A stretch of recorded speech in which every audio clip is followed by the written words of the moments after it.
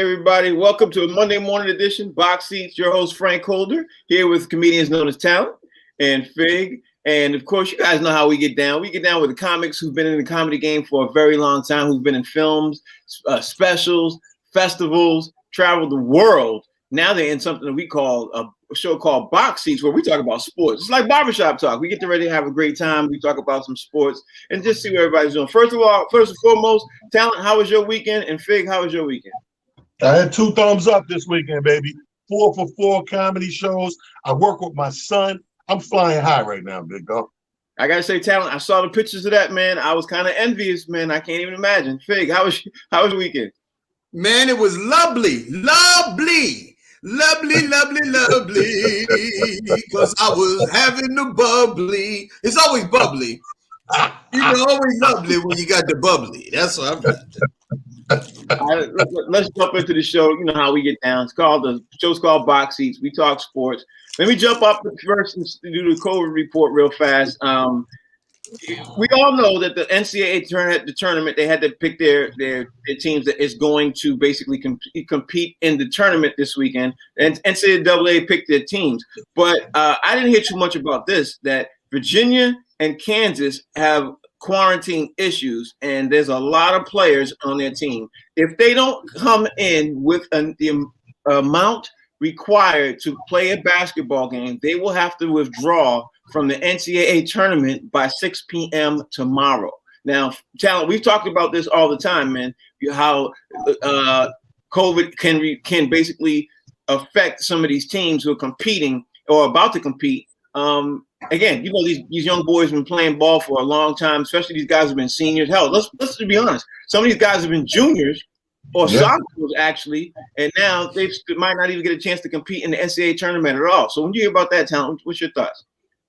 Well, my thoughts are, as now I think it's clear and apparent that this COVID situation, COVID is the ringer. Remember when you used to play ball and you'd be like, man, if somebody brings somebody really good because it's going to affect the outcome of the game, you'd be like, man, he's a ringer, man. He brought a ringer. COVID is now that guy. Right. Like, I don't care who you play for. COVID comes into the game. You have just brought in a ringer that changes the outcome of the game. This goes back to what you said Friday, Frank. This is going to be a lot of teams skipping the hurdle, so to speak, because of people not having enough players, games getting forfeited, postponed. You're moving people up the ranks because this is a tournament. I can't deny that at all. Fig, what you think? Man, it's crazy right now, man. The way things is going and stuff like that. The biggest thing is like a lot of the what you would call the blue chip teams. They didn't even make the dance. Then you get the teams that did make the dance, and they might not be able to go to the dance because ain't nobody stamped their COVID ticket. I'm like, yo, it's crazy right now. It's crazy, baby. You know what, man? Here's the crazy thing about it. They have 4 to 8 teams on standby for 6 o'clock tomorrow that will replace a team that, now mind you, being those guys sitting on that team right now, you hoping somebody catches something because they're on standby and will make the tournament. If some team is in it, actually won't even, be able to make it because they got COVID. Sound like the pretty girl in high school, Frank. She always got 4 or 5 standbys. I'll be honest with you, man. I don't like the way the tournament I don't like the way the tournament is turning out right now, and the standbys might be just it. Yo, I was thinking myself when Tyler said that. How many nerds was standing by hoping the star basketball player gets sick? Right. And that's funny because it's a standby is a I don't know if anybody ever like stood by for a flight or anything. It's a weird up in the air feeling. You know what I mean? That whatever, however long you're waiting, that uncertainty moment, that's the worst. Like right. That's like, it's like anytime I go into a government building, I just have this thing in the back of my head, and I guess it's the black man syndrome. Like something in that computer is gonna flag me for something. I ain't even did nothing, but I feel like that. I was at the DMV today, and the guy's taking a long time, and he keep, oh damn it, I'm like, I want to look around like, what does it say about me? He's like, turn it around. Let me see. Turn the computer around. Let me look at it. These players don't know if they're going to play or not. They just standing by. Yeah, and their families is affected. The team's affected. The students affected. I mean, it's a trickle down effect. It goes all the way down. It just keeps going down, worse and worse and worse and worse. In other news that's even COVID related, Marvelous Marvin Hagler passed away at the age of 66 over the weekend.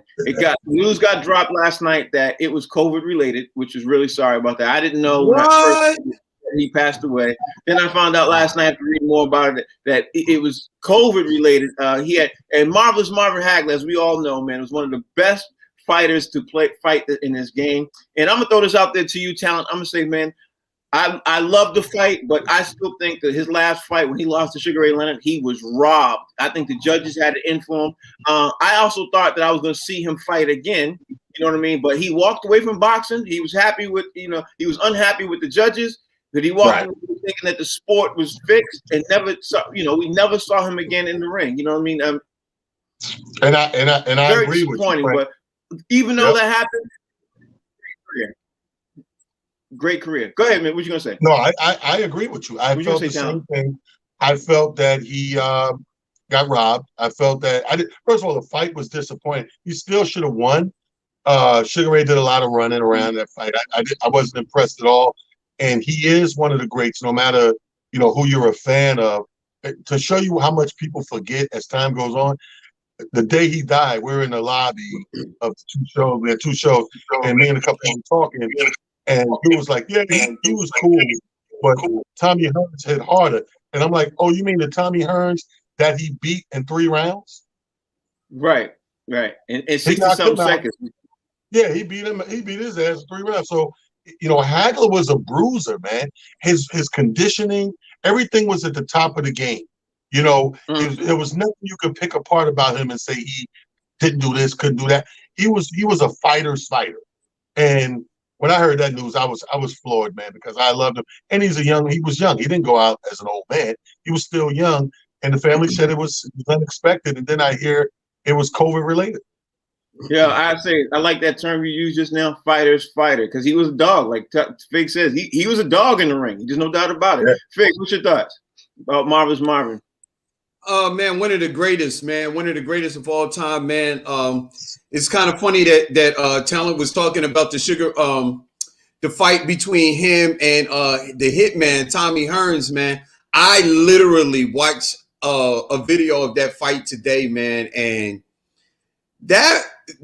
it was 3 rounds, but it was one of the greatest fights that you ever wanted to see. It was like 2 guys that had got mad at each other and decided that they was going to go in the boxing ring to settle their grudge.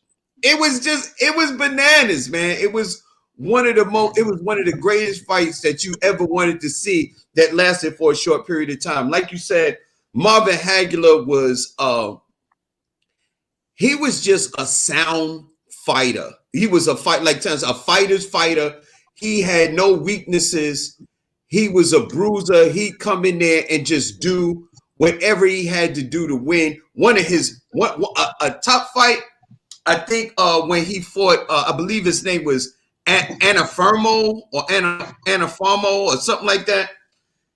Hagler was just one of those dudes, man. When you think about it, he was hands down one of the greatest fighters to ever lace him up, man. Without a shadow of a doubt. In breaking news, I want to come back to the NCAA tournament in just a second, but in breaking news, the New England Patriots just signed former tight end of the Titans, Jonnu Smith, to an agreement for 4 years, $50 million. That is $31.25 million fully guaranteed. And as we were talking about over the weekend, and I think we were going back and forth over the weekend, New England's getting ready to stack up. People seem to be overlooking them, but New England got that checkbook out, ready to sign some checks over. But it also makes the Tennessee Titans a whole lot weaker because one of their most potent offensive weapons is now joining New England Patriots. So, look at it how you may. But Cam Newton, like I said to you guys over the weekend, Cam Newton's signing was huge because he's going to attract other free agents. Now you got Cam Newton and Jonnu Smith and they're going to attract other free agents because you know how that is going to go. You know what I mean? And like I said over the weekend also to you guys, I don't think the Patriots are done at the quarterback position. When you hear Janu Smith signs with Patriots and leaves Tennessee, you know it's about money, right? Right, Talent? What you thought? Absolutely. You know it's about money. And, you said this was going to happen, though. Yeah. You said that this was going to happen. This gave them the leeway to go shopping, as we keep saying on the show. That means that, everybody's trying to get creative with this year's cap coming. Right. And that put them in a great position, and we knew it was going to happen. And there we go. Shopping list number one. Next Al Dairy. I don't know, man. Listen, to me, it's not like a big splash to me. You know what I mean? Like when you say, yo, man, which player is going to put a team over the top? Janu Smith is not the first name that comes to mind. You know what I mean? When I think about Janu, I'm not sure. I'm not sure who Janu Smith is. I know you probably know, Frank, but it's just not one of the names that you hear over the course of the year that make you be like, yeah, if we had Janu, we'd be all right. Well, I'll say this. Janu Smith is the number 3 tight end in the league. So we'll see what happens. Hey. Junu. Like, yeah. You know what I mean? We'll see. We'll see right now. We'll see. Now, let me jump back to the NCAA tournament and just say this thing. Like I said earlier in the show, the selections happened over the weekend, but I don't think it's ever been 2 NBA players who became coaches who ended up having their team in the NCAA tournament. We got Patrick Ewing with the Georgetown Hoyas. They in the tournament. And he got literally my man Juwan Howard. He's got Michigan as the number 1 seed going into the tournament. So, Talent, are you absolutely surprised with this? Are you floored? I mean, I don't want to put words in your mouth, but I can't think you say anything less than surprised because we got 2 former NBA players who took 2 teams, college teams, and got them in the NBA tournament, bro, just like that. And nobody even expected him to be able to coach good at all. So I'm really surprised. I mean, but Juwan Howard's story is, come on, man. Right away, I think about a lyric from Jay-Z. I play for the team I own. Like, for somebody to play for a team and come back at a different level in the game and take them this far in such a short span of time, especially, that's something that's so dope. It's just like when you look at the WNBA and the Atlanta Dream, an old girl who played for Atlanta Dream is now one of the owners of Atlanta Dream. This is what the quote-unquote American dream is all about. Mm-hmm. It's about us gracefully getting older, wiser, smarter, and in bigger and better positions down the line. I think this is amazing, bro. This is great for the game.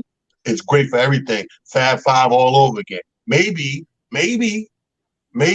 Chris Webber will now speak to him. Ooh, good point. Fig, Juwan Howard got Michigan as the number 1 in the seed, number 1 seed in the NCAA tournament, bro. In what, 1 year? That just doesn't happen, bro. It just doesn't happen. Yo, man, that what Talent just said is like a bomb moment, man. We got to get some sound for like, that was an atomic bomb moment. Yeah, we got work on that. I'm like, whoa, that was. Yeah, we got work on that. We got work on that. But go ahead, that was one of the moments, man. I was like, yo, I didn't even see that coming. But here's the thing, Patrick Ewing, iconic,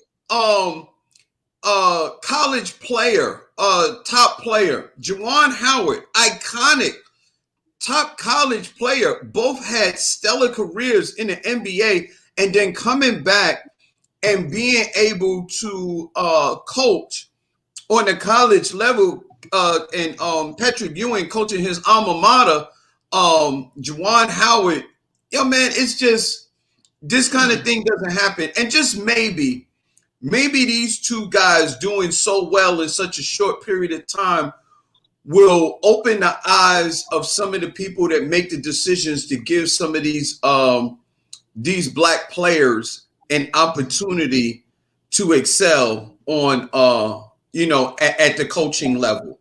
I mean, it doesn't get any better than this, Mm-hmm. Yeah, right. Maybe Mark Jackson will get another shot because here's another player who did excellent in at St. John's, an incredible Nick, Indiana Pacers, Golden State Warriors. Like, come on, man. Like what else do we need to do to show you that we're capable and more than capable of doing the job and excelling at it? Absolutely right. I mean, there's nothing you said that's wrong. And we could go on and on about this, but I just will say and leave it with this. Juwan Howard's story with Michigan surprises me even more than Patrick Ewing's, because he turned them around in a year and got them as number one seed. And they didn't have a lot of players. I don't know what he does to recruit and what he says to these boys, when he gets these top seeded boys coming out of high school and he put together a team like that. You know what I'm saying? Like, I don't think people are paying attention to that, but I'll leave it at that. Let's move on, man. Other big news that happened over the weekend: Drew Brees retired. I don't know about y'all, but I wasn't surprised. I wasn't surprised when Drew Brees retired. It didn't blow me over. I wasn't surprised. The only thing that surprises me is that he only won one Super Bowl. You know what I mean? He didn't even make that too many Super Bowls. In the ones he did, he made one. Talent. When you look at Drew Brees' career, you look back on it, what surprises you the most?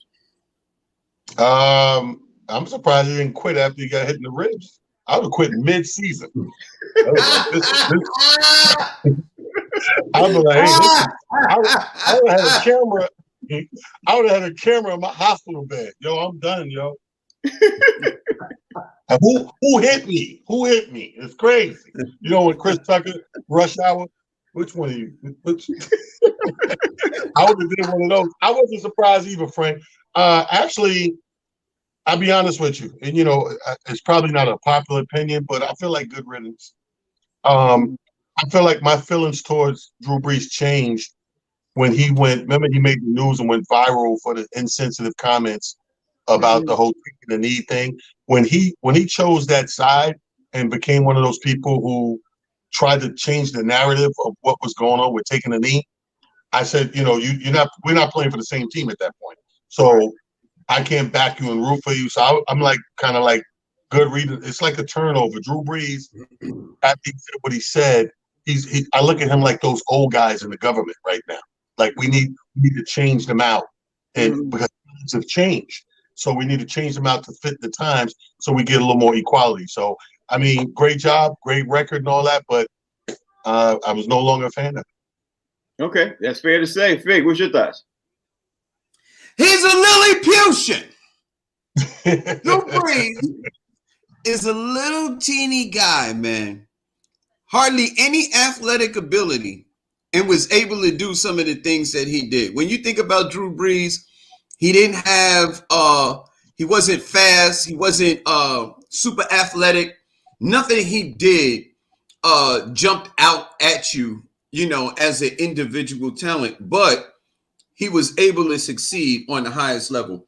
I'm usually with talent, but I disagree on the one thing, because Drew Brees had a great record in New Orleans,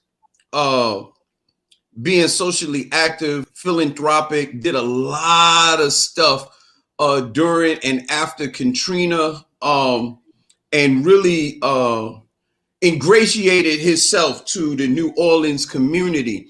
And what he said was out of pocket, and I'm usually one to crush anybody that would fall in line with a racist mentality.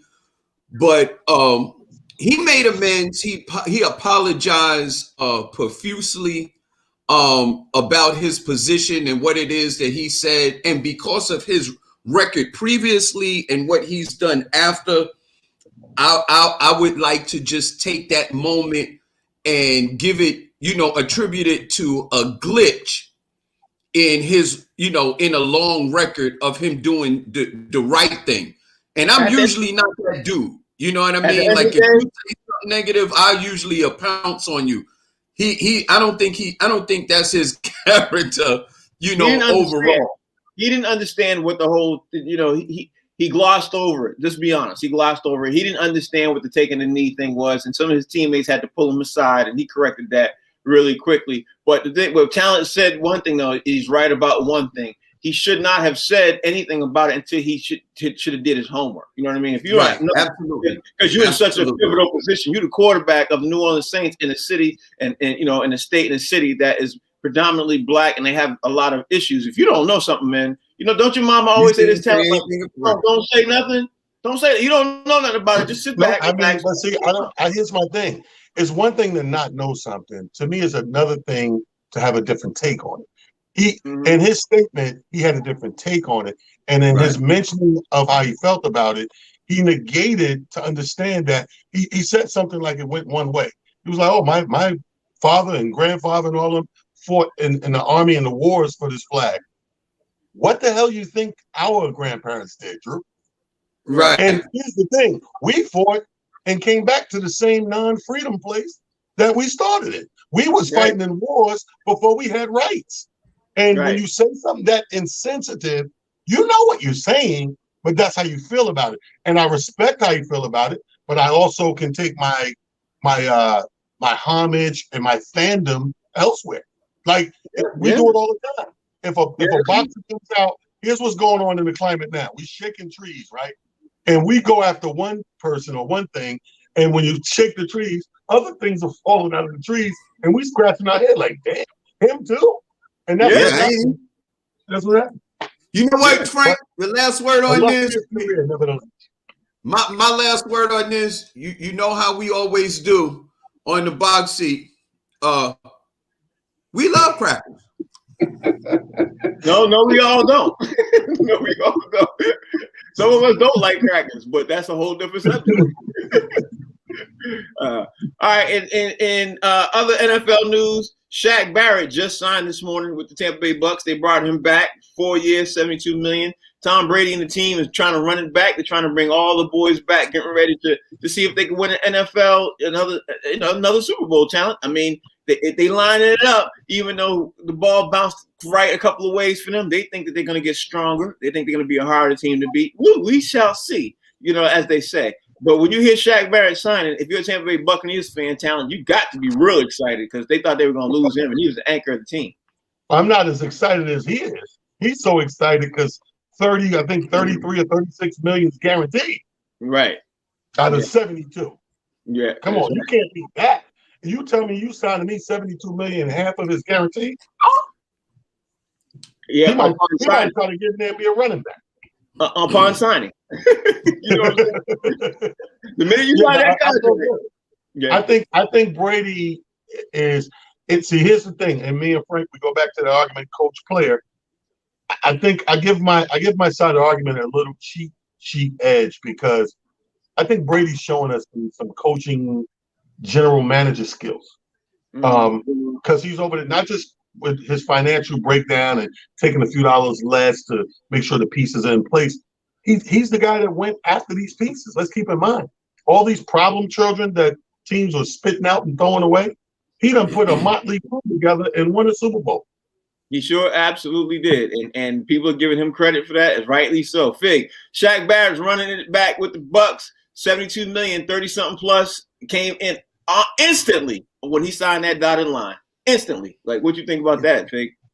Man, I think it's fantastic, man. Like, to me, when I think of Tom Brady now, it's along the lines of something that we've been saying about LeBron James a long time, being able to assemble a team around him with the highest potential to win. Then when you think about it, also, what Talent said, bringing in players that seemingly other teams don't want, that seems to be a page out of Bill Belichick's book, taking on players that people think are done.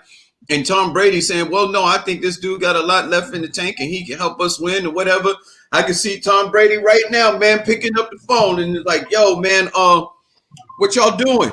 We going to get the band back together, man. We getting the band back together and we going to see if we can do it again. That's basically what he's doing. And the team, we getting the team back together, baby. I believe that we can do it. And not only that, the NFL has co-signed in trying to help them win because they have the weakest schedule in the NFL going forward. I believe one of the games that the Tampa Bay Buccaneers playing, I think is week 4. I think they play Notre Dame.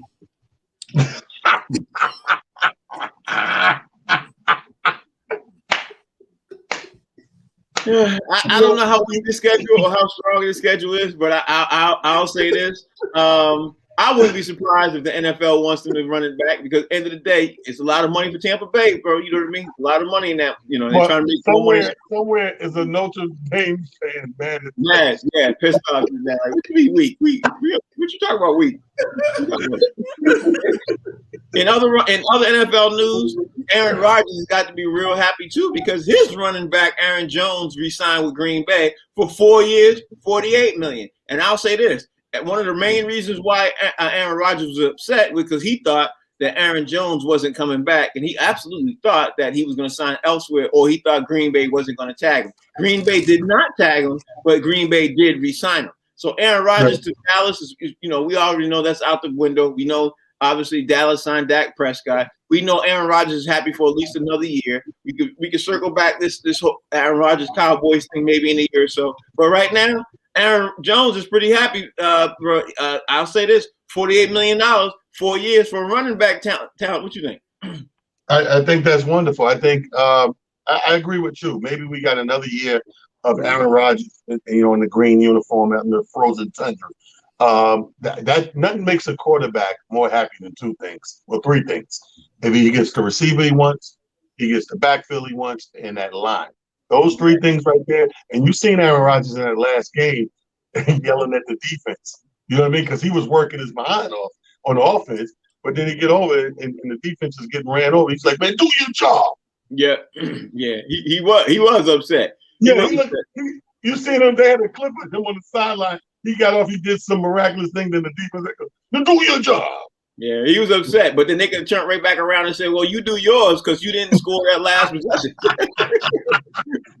You know what I mean? They could turn around and say that to him. Fig, what's your thoughts? Man,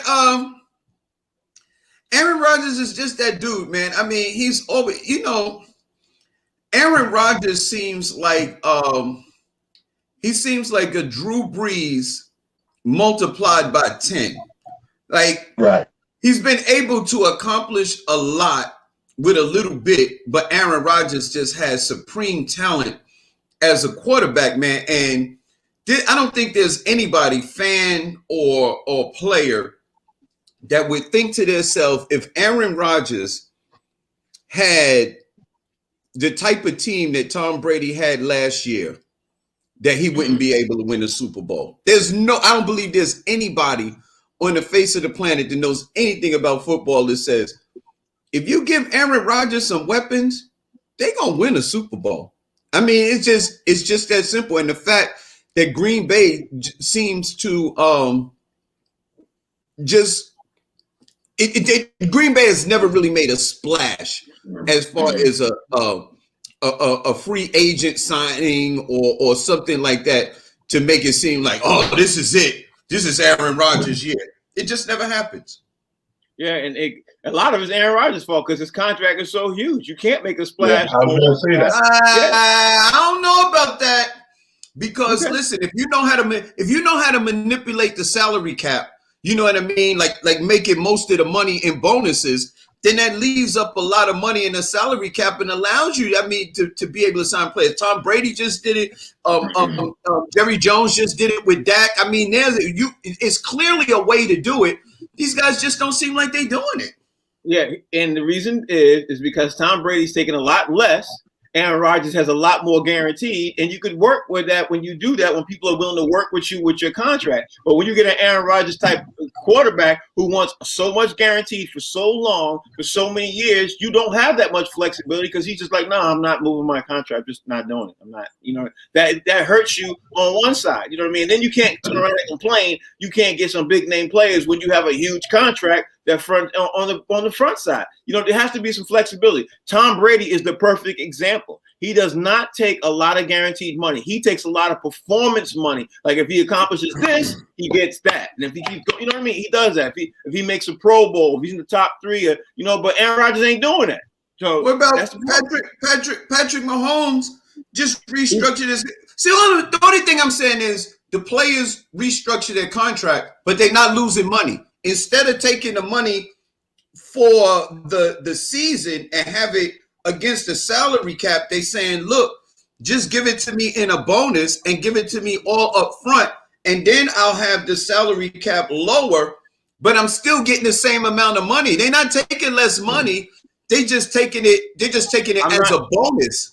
Craig, I'm not disagreeing with you. All I'm saying is the one caveat that you're not noticing is that Aaron Rodgers is not doing that. He's not the one saying I'm gonna take less up front. He's sticking with his contract and making it, and then he's complaining on the other end that he ain't getting weapons because he's not restructuring. Whereas with Kansas City, Travis Kelce, Patrick Mahomes, and their running back just restructured their contract so they can mix and move some pieces around, like how they just lost those 2 offensive tackles a week ago, 3 days ago.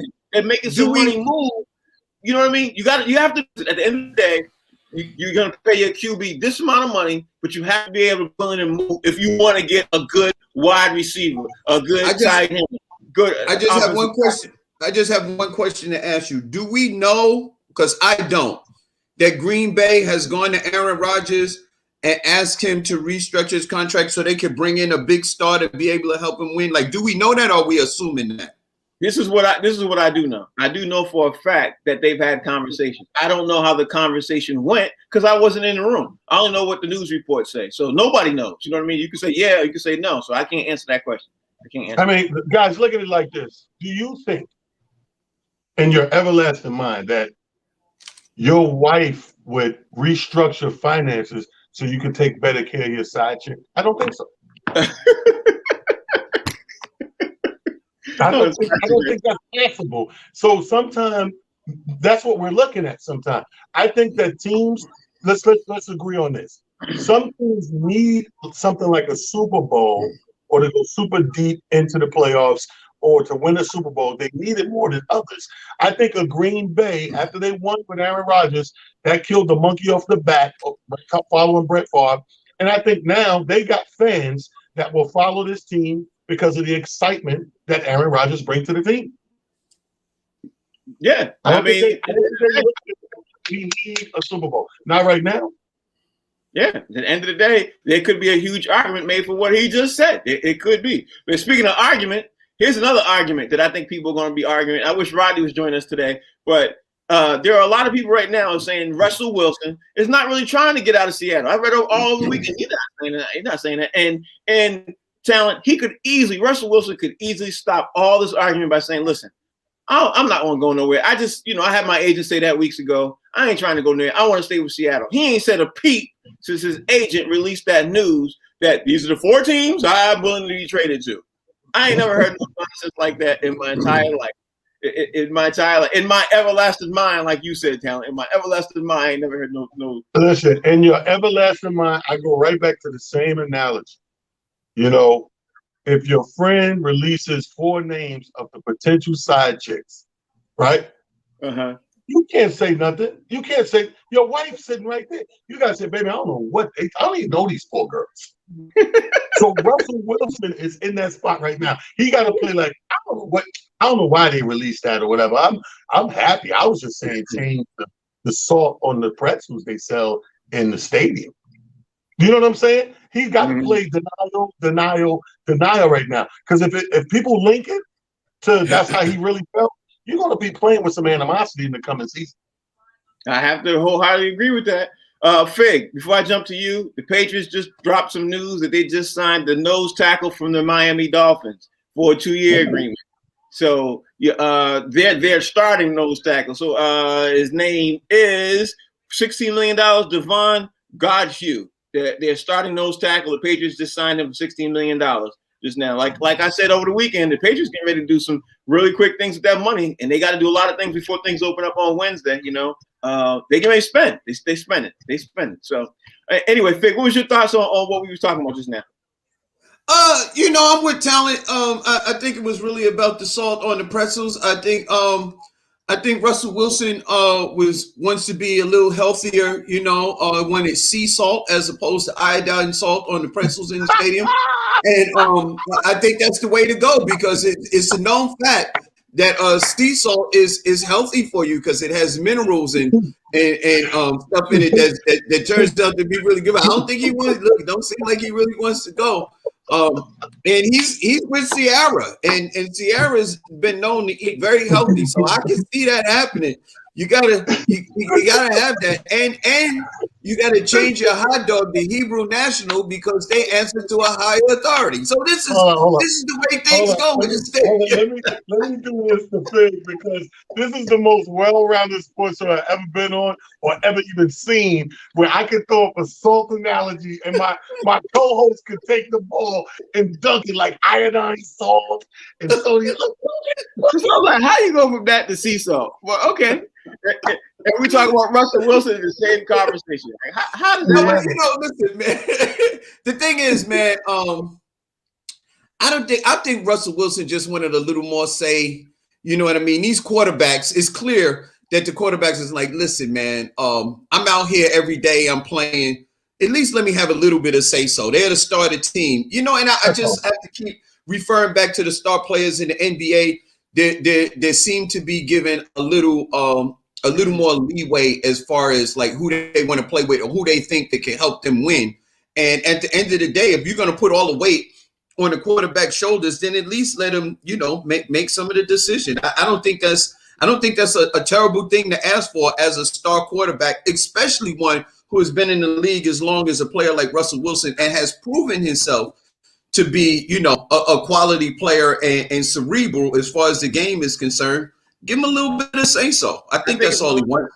I think it's a little bit more than that. I think he actually wants to leave. I think he's trying to make it seem like he doesn't want to leave. I don't think he wants to seem like he's disgruntled. But I'm willing to bet, Talon, I'm going to throw this out to you. I'm willing to bet that if we was to get a fly on the wall in Seattle's ownership or GM's office, that he's putting serious pressure on him to trade him. I'm willing to bet that because, like I said 5 minutes ago, if you don't want to be traded and you don't want the world to think that you want to be traded, you easily come out on social media, a PR statement, something and say, no, I'm very happy with Seattle. I'm not trying to go nowhere.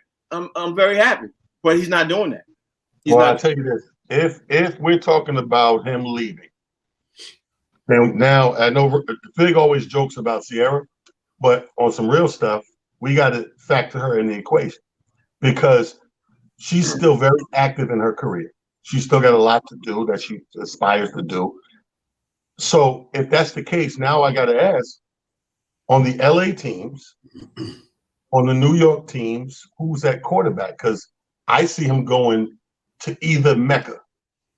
If he really wants to get out of Seattle, which I'm not even sure, I'm up in the air on, but if he does, you're eyeing LA teams and New York teams, I guarantee you. I wouldn't dispute the New York teams at all because he definitely wants to where his wife wants to go. I wouldn't dispute it at all. But I think Chicago is the one who's, because Chicago's one of the teams he wanted to go be traded to. Chicago's also on that list because he thinks he can win a Super Bowl there because he's bred to know defense, and Chicago has a stellar defense. You know what I mean? So I think he's going to go there. But what he's not realizing is in order for them to get you have to give up a big piece on that defense, and that'd be what's his name, Von Miller. So he's gonna leave. I don't think he'll go there. I don't think he'll go to Chicago because I'm telling you, he is a husband, a house husband type of dude, and I see him. Whatever this movie, he did so much, and he got so much. I think he's at the stage of familyhood where they're gonna go geographically. What's better for her now? I guarantee. I think so. I believe that, man. That's very possible. And I think all he has to do is just go to Chicago in the wintertime and he'll figure out that that's a place he really don't want to play. And he also got to figure out that what he want to do, because if Seattle better be lucky he's not a free agent right now because he would be signing somewhere else. Yeah, he would be signing. I don't think he'd be signing Seattle. Let's talk about the NBA, man, because a couple things happened last night. A couple things happened. One, the Clippers lost. But the thing is Kawhi Leonard, who does not say a lot at all, he came out and said that there is a serious issue that's very concerning with this basketball team. Now, the Clippers lost to the Pelicans. I'm thinking right now that Kawhi Leonard is disgruntled because he does not say anything. If he's disgruntled, and next thing you know, he will be quietly pushing also for a trade out of there, which can, if this even starting to happen now, it could totally disrupt what's going on with the Clippers. But that's just, my first initial reaction when I hear him say something. When you hear that talent, when you hear Kawhi Leonard said that to the press, what's your initial reaction? Well, let's not jump the gun. Let's not get too excited. I know we don't hear him speak much, but that's due to the meds. So if you're not on the meds, you get a little more vocal, so you just happen to speak. Too soon to tell on that. A jury's still out on that, Frank. I think that the speaking out is for the team. It's sometimes we got to read between the lines. I think that he thinks the team thinks like that already, what you just said. So he felt like, okay, to get this team on track or, jump started back where I needed to go, I have to say something. Mm-hmm. I don't think he said it for anything other than my teammates to understand that, come on, guys, this is not us. We're better than this. Something really wrong with this. So everybody can look within like, we need to start winning. Or, like people on teams get nervous when the superstar player is not happy. Yeah. Because it means one or two things. Either they're leaving or your ass is leaving. Ain't that the truth? Fig, what's your thought process when you hear that? Because I know you look at Kawhi Leonard as a quiet dude, and when he speaks a lot, like E.F. Hutton, when he speaks, a lot of people going to listen. You know what I mean? They're just going to. What you think, Fig? Kawhi Leonard is a silent assassin, man, doesn't talk very much. But here's the thing. It's almost like a two-edged sword because last year, when they lost in the playoffs, people were talking about, Kawhi Leonard's not a great leader. He don't talk, and stuff like that. He leads by example. He doesn't talk at all. Now when the kid opens up his mouth and starts to talk, then people talk about, I think he wants a trade. Like, come on, man. You're like, we got to have a little bit of balance here, man. Look, Steph Curry last week went off on his team, and they were getting beat, and they were losing and stuff like that. And he was like, look, this is not the Golden State way. Last night, they beat the hell out of Denver. You know what I mean? Like the team got together, they went off, and they beat Denver. You know what I mean? And it was like, look, this is the way we play. And I think it's sort of like what Talon said. I think he's just trying to spark a little fire in his team because, sometimes when a team has off during the All-Star break, some teams come back, playing really well. And then some teams, it's kind of hard for them to restart and get back to the level that they were playing before they went on the break. And I think that the Clippers are taking a step back, and Kawhi Leonard is like, yo, come on, this is not the time to take a step back. This is go time. Let's go. Well, I think you both are forgetting one thing. The last time Kawhi Leonard spoke up when somebody asked him a question like that about what he thought how the team was doing, he came out and said, something similar, and he was gone because his team and behind the scenes, they requested a trade. And that's how he left San Antonio. He literally was gone from San Antonio. And people are figuring that out. And then when he didn't get what he wanted, he obviously had a phantom injury, and he was out for damn near 2 seasons. You guys, I'm sure you guys both remember that because he wasn't getting a lot of issues that he had. Next thing he lands in Toronto. So I think that's why people in LA are panicking. I don't know, I don't know what's going on internally and everything else, but I just know this: when Kawhi says something like of that magnitude, there's a big issue there because he don't talk. You know what I'm saying, Talent? He don't talk. Yeah, but I think one thing you're not factoring in too as well is this is a different Kawhi. This is a Kawhi with a little more power and control. Mm-hmm. That Kawhi in San Antonio, even Popovich said in interviews, Pop couldn't even talk to him, because everything was talk to my people. Like he wouldn't have a conversation about the business of basketball, even with his coach. He would talk about that game if you want me to do something. So you see, for a long time, remember Kawhi sat because he couldn't talk to him, coach to player. He got out of that situation. He got a little more control in Toronto. He got out of that situation. He got a lot more control in the Clippers. So that's why I said it's not necessarily just cut and dry. He going to leave. He may be cleaning some house, some kitchen cabinets. You know what? I think you got a great point. Fig, what was you going to say? No, what I was going to say is that I believe that, in the San Antonio situation, he had his teammates speaking out against him.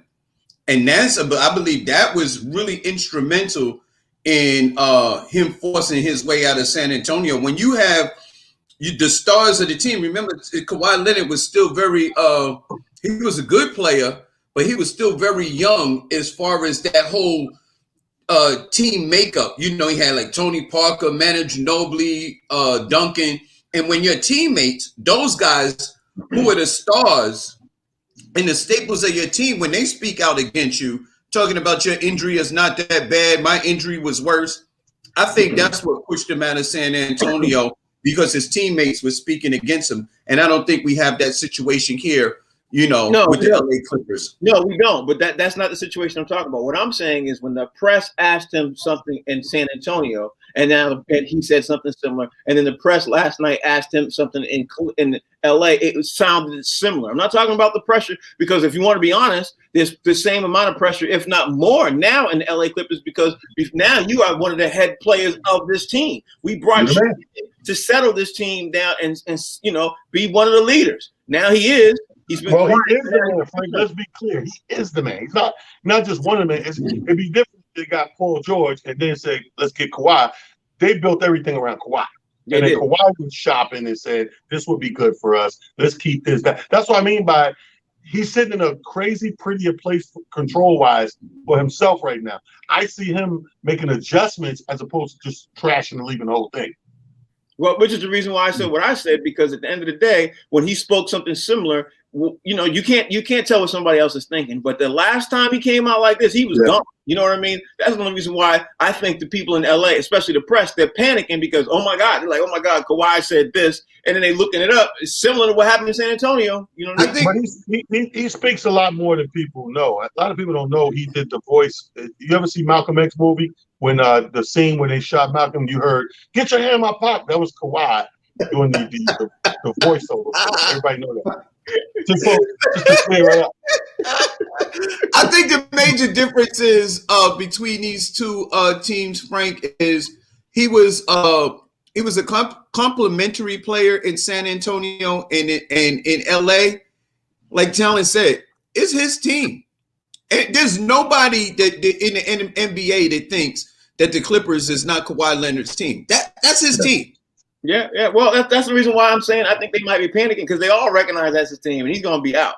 But anyway, let's shift it. Speaking of teams, speaking of the people who demand, how do you think PJ Tucker's feeling right now after Houston lost 16 straight right now? Word is over the weekend that PJ Tucker is literally in the management's face every second of the hour talking about get me the hell up out of here. And now his trade value of what it was last Wednesday is now dropped precipitously now this morning, because he is basically time out. Hold up. Precipitously? That's what we doing on the precipitously, Frank? That's what who are you, Clyde Frazier? What? Hold on. You see me? Now, can I get back to my yes, precipitously since last Wednesday.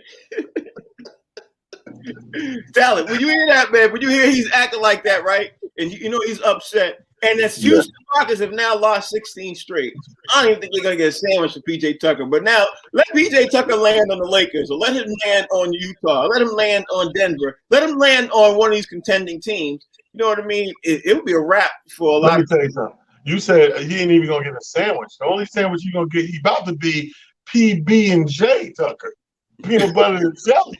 You better get out of there. He better get the hell out of there quick as he can. The more they lose, the more the work drop. Because you don't want to go. Once the work start dropping, then they're gonna start taking orders and offers from teams he don't want to be on. He wants to go to a contender. That's why he want to get out of it. He gotta hurry up. He does. Fig, he's 35, 36 years old. He needs to get up out of there fast. 35. Listen, and PJ Tucker, he put in his work, and he doesn't deserve to go through this situation. Tell you somebody else who doesn't deserve to go through this. The coach Silas, man. I feel so bad that they put him on the team and just got rid of all of the players. Now, whose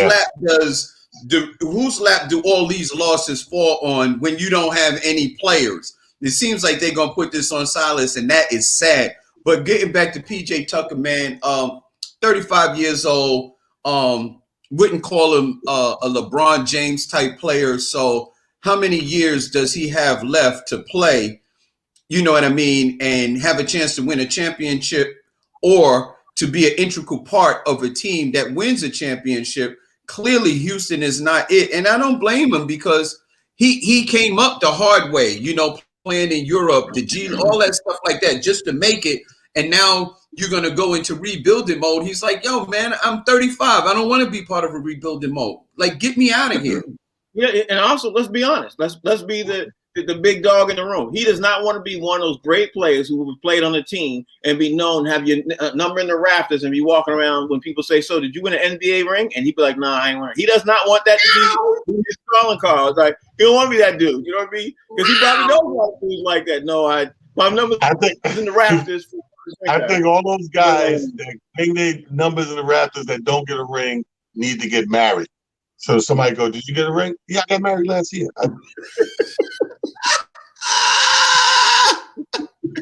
Yo, you know why? You know why PJ Tucker ramped it up and he wants to get out of there? Let me tell you why. Patrick Ewing, one of the greatest players that the Knicks have ever had, if not the greatest, has his name up in the rafters, but he doesn't have a ring. And PJ Tucker saw the way the security treated him when he went to Madison Square Garden. He said, "I'm not up for that. Get me out of here." Yeah, he is. He is. And he ain't got no more players around him like that helping him because everybody else left. He's the last man standing on Houston. It's a horrible situation.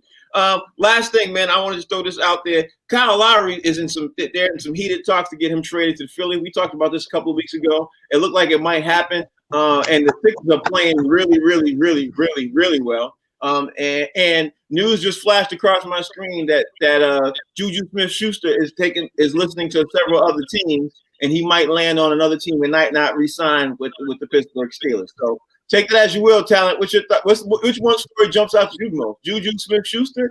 I just think it's amazing. The Kyle Lowry thing is amazing. I think that look how the world works, man. You got a guy like Drew Brees just retired from the NFL with one championship. Kyle Lowry mess around, go to Sixers. They stacked already. Then they super stacked. They mess around and get a championship. Drew Brees got 7 broke ribs, 1 chip. And a guy like Kyle Lowry got 2 chips. Yeah, that would be ridiculous. If that ain't karma for that ass, let me tell you something. I think he should go. I hope he goes. Because one thing we can say about him, he might not fit the silhouette, if you will, of an NBA player, point guard. But his work ethic, man, you gotta do this for Kyle Lowry. Because he really, when you look at him, he's somebody that should have been out of the game 8 years ago. Yeah, but he kept pushing, kept conditioning, and kept playing at the highest level. Hats off to that, brother. Fig, you got 60 seconds. Which more shocks you, Juju Smith-Schuster or this Kyle Lowry situation? No, I don't think Juju Smith-Schuster wants to play with Fat Burger coming back on a small contract, just trying to, walk off into the sunset and stuff like that. He's like, nah. Y'all talking about Kyle Lowry. I want to know what happened to Marcus Burnett. That's what I want to know. Where's Marcus Burnett going? Forget Lowry. What about Burnett? That's what I want to know.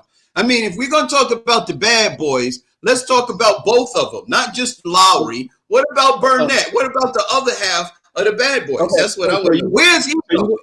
So you're going to go out the last day at the start of the show with Marcus Burnett, huh? That's what you're going to do? Okay. Listen, man, Lowry will be all right, man. Listen, the Sixers are already stacked. Everybody is clearly in the East trying to figure out how are we going to beat the New York Knicks. I mean the Brooklyn Nets, but still, it's the same thing. No, it's not. No, it's not. All right, y'all, that's the show. We out of here, and we can't leave y'all with that crazy thing he just said with Brooklyn Nets and New York Knicks is the same thing. We ain't gonna go out like that. Talent, tell everybody out there they can follow you. Hey, follow me today. Got the Motivation Monday show on WIMSradio.com at 6 o'clock. WEMSradio.com at 6 o'clock. Follow your boy. There it is, my man Fig. Talk to me. Bang! Right there, baby. You follow me right there at Comedian Fig, all social media platforms. But if you can't find me, Monday through Friday, baby, right here on the box seats, Monday through Friday, 1 to 2 p.m. Best damn sports show on TV. And of course, it's on the Humor Mill channel. Make sure y'all check us out. The Humor Mill channel is downloadable on all platforms. We also on other different types of things. You can see the channel on. Listen, you all know what we do. You know the time we come on. This week we got some guests coming up, and of course this week we got Talent join us, Fig join us, guests coming up. Rodney Perry is on set, so he won't be able to be joining us this week, but that's all right. We out. We'll see y'all tomorrow at 1 o'clock. Y'all take care. Talk to you.